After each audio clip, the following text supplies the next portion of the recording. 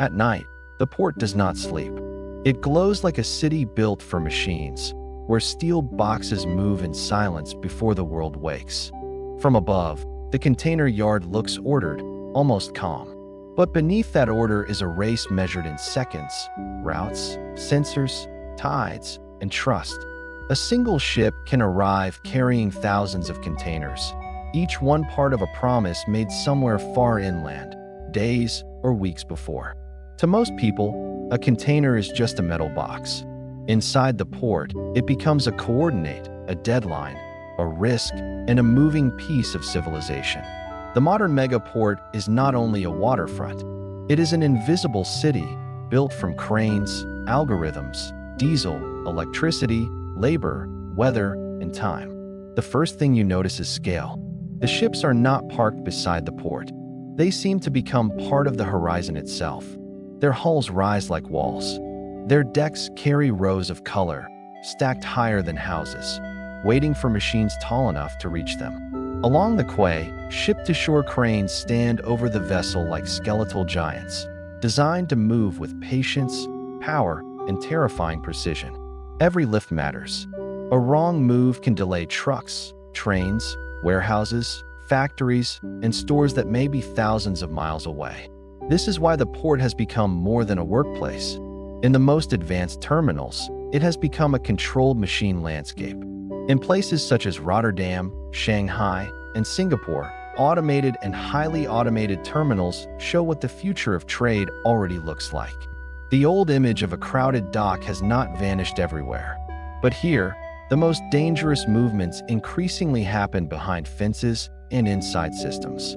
Automated guided vehicles roll through the terminal without driver cabins, carrying containers through mapped lanes with cold mechanical discipline. They do not improvise like humans. They follow routes, signals, safety zones, and commands sent from a layer of intelligence most visitors never see. The most important room in the port may not be outside at all.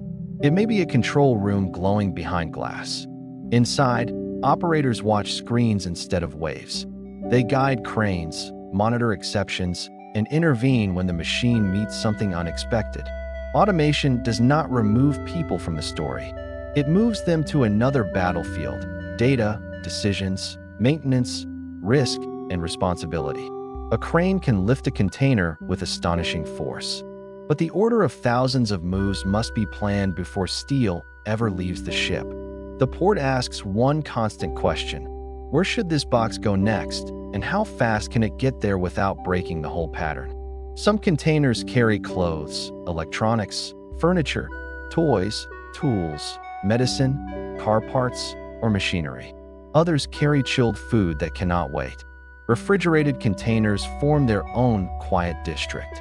They hum through the night, connected to power, watched by systems that protect temperature and time. If the cold chain fails, the loss is not abstract. It can mean spoiled food, wasted medicine, broken contracts, and empty shelves far away. The port is full of things that look ordinary until they stop working. A plug, a scanner, a lane, a gate, a sensor, a software update. Behind the spectacle of cranes is a more fragile truth. Global trade depends on details too small to see from the water. Before dawn, trucks begin to gather at the gates. Each driver arrives with documents, instructions, time slots, and pressure. A good terminal is not judged only by what it lifts from ships. It is judged by how smoothly it releases cargo back into the world. At the gate, identity becomes motion. Plates, seals, numbers, appointments, weights, and records are checked before the container can leave. The port must know what is entering, what is leaving, who owns it, where it belongs, and whether something is wrong. Some boxes pass through scanners that see what human eyes cannot. The metal walls remain closed, but the port still looks inside. Security here is not cinematic in the obvious way.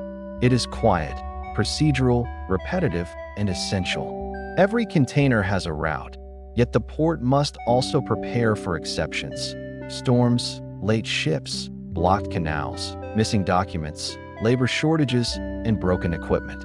This is where the machine city reveals its weakness. It can be vast, automated, and precise, but it still lives inside an unpredictable world.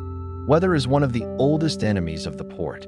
Wind can slow crane operations. Fog can compress schedules. Storms can rewrite an entire day. A mega ship may arrive late because of weather on another ocean. When it does, the port must absorb the delay without passing chaos forward. That is the hidden drama of logistics. Not simply moving fast, but recovering from disruption before the disruption becomes visible to everyone else.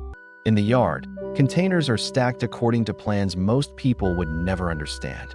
The wrong box buried too deep becomes a problem of time.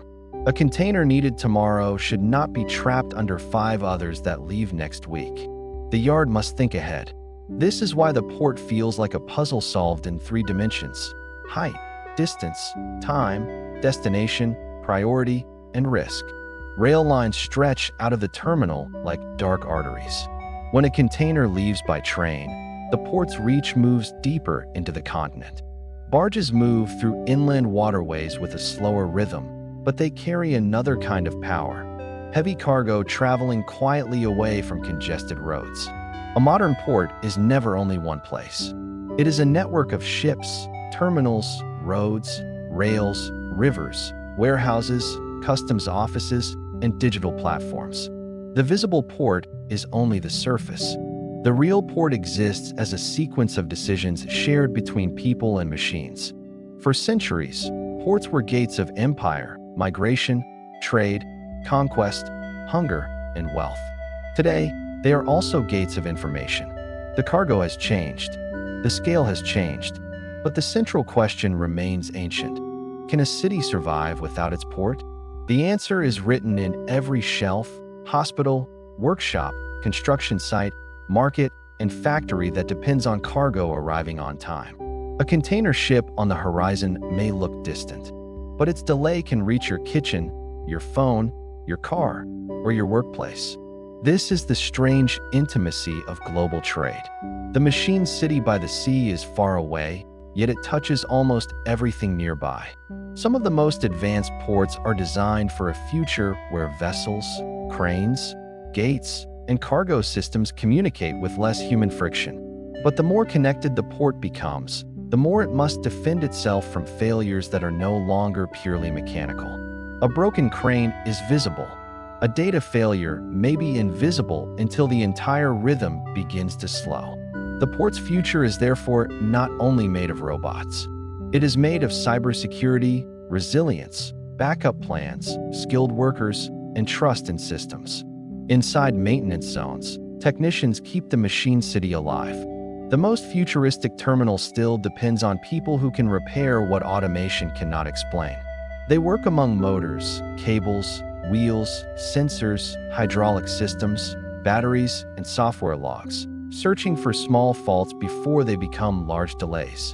This is one of the secrets of automation. The cleaner it looks from a distance, the more complex its hidden care becomes. The port also carries an environmental question. Ships, trucks, cranes, power systems, and expansion projects all leave marks on water, air, land, and communities. Many terminals are now chasing cleaner power, electrified equipment, shore connections, and smarter routing, but the transition is uneven and difficult. The machine city must move the world while also learning how not to damage the world it serves. At sunrise, the port changes color.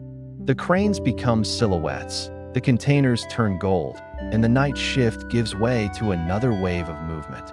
What seemed like chaos now reveals itself as choreography.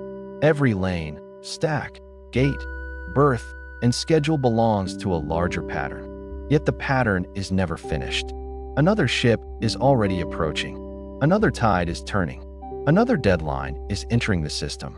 The megaport is a place where arrival and departure happen at the same time, endlessly, under lights that make midnight look like dawn. It is easy to admire the cranes and miss the deeper story. The port is a mirror of the modern world, powerful because it is interconnected. That connection makes it efficient. It also makes it vulnerable. The same network that moves everything can feel every shock. When a port slows, the world notices late. When a port works perfectly, almost no one notices at all. That may be the most remarkable part. The greatest machine cities on Earth are designed to disappear into everyday life. They lift the cargo, route the boxes, cool the food, feed the factories, and release the goods before most people know they were ever waiting. The port never truly sleeps because the world it serves never stops asking for movement. And somewhere beyond the fences, beyond the cranes, beyond the control rooms, a container is already beginning the next journey. It may cross an ocean, a rail line, a border, a warehouse, and a street before it reaches someone who never thinks about the port. But the port was there first, silent, vast, precise, and awake. In the end, the megaport is not just a place of ships. It is the hidden engine of ordinary life. A city of machines, built on water, governed by time, and trusted to keep the world moving while the world looks away.